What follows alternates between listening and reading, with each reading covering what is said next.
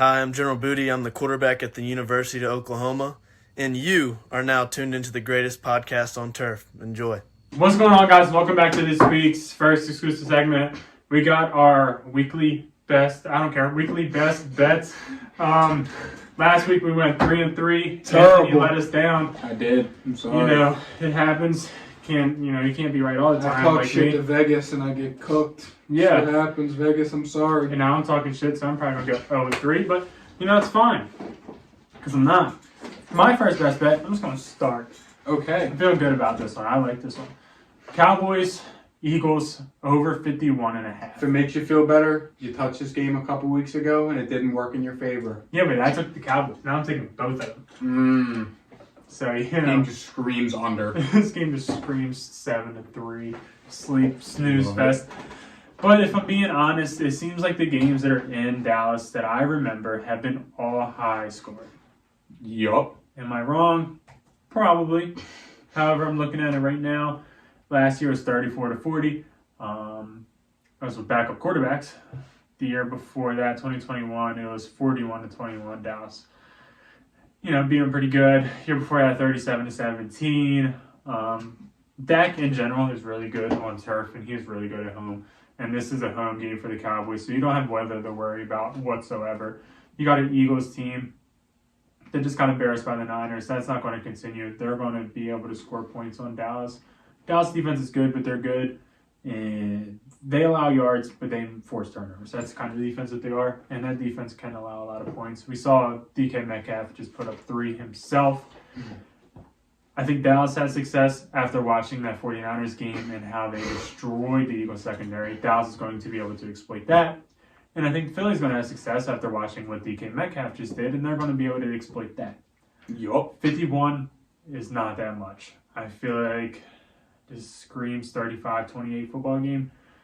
Get the over, get in, get out. Smooth, simple, complete, over, move on with life. Lock it in. Yeah, I'm also locking in, as Ryan forgot to add, since he just gave you guys a terrible intro. It's currently Wednesday, December 6th at about 6:30 p.m., so these lines are subject to change, as they already have. Though I like my first best bet of the week, Monday Night Football. I'll say it now so you remember it. Miami Dolphins minus 13 points. It was up to 14 this morning, or this afternoon when I looked. It's down a point already. It's perfect. Miami is 2-0 against the spread the past 2 weeks.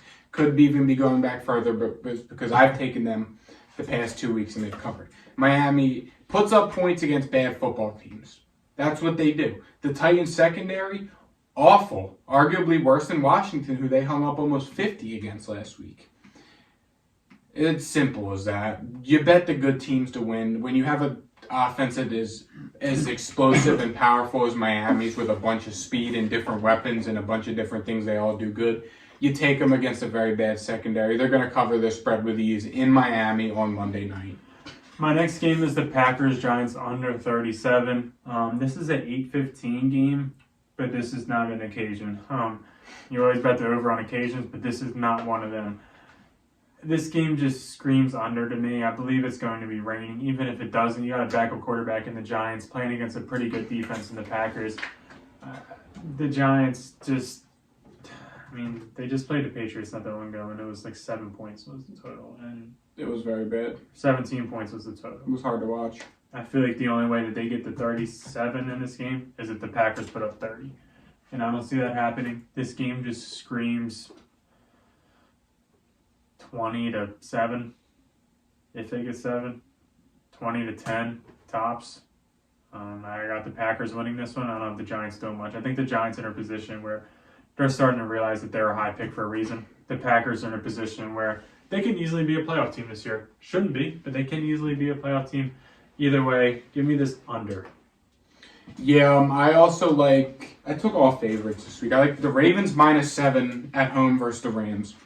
Now, it's tough, but the way I look at it is the Ravens have one of the best defenses in football. They've been playing like the best defense in football all year.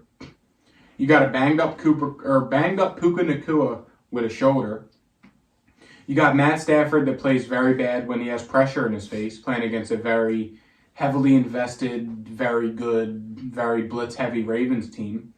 And Cooper Kupp has been very inconsistent since he's been back from the injury. You got the Ravens that are playing some of the best football we've seen them play collective. Lamar is playing arguably the best football of his career.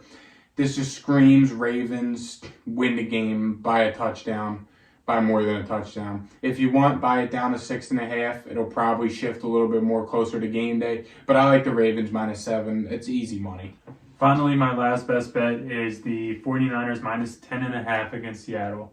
I understand that Seattle is a pretty decent football team, but this is a home game for the Niners. And you got Seattle, who was just in a absolute dogfight with the Cowboys, a shootout of the ages.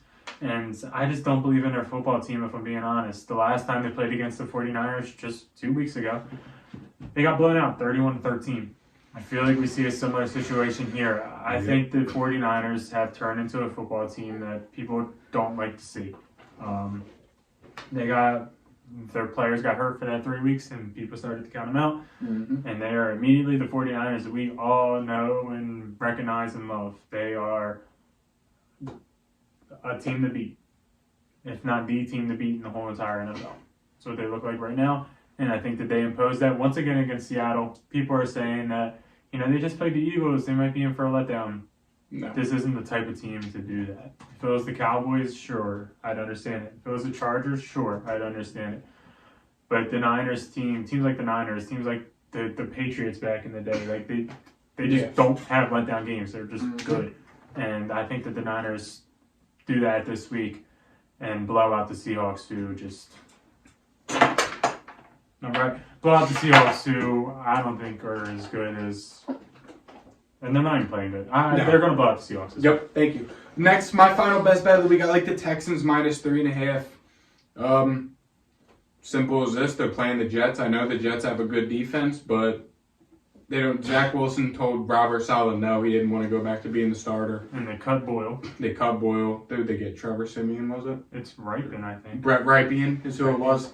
My point proven. The Texans are going to win this game by more than 3.5 points. Thank you guys for watching. Go win some money. We'll see you guys next time. See ya. Peace.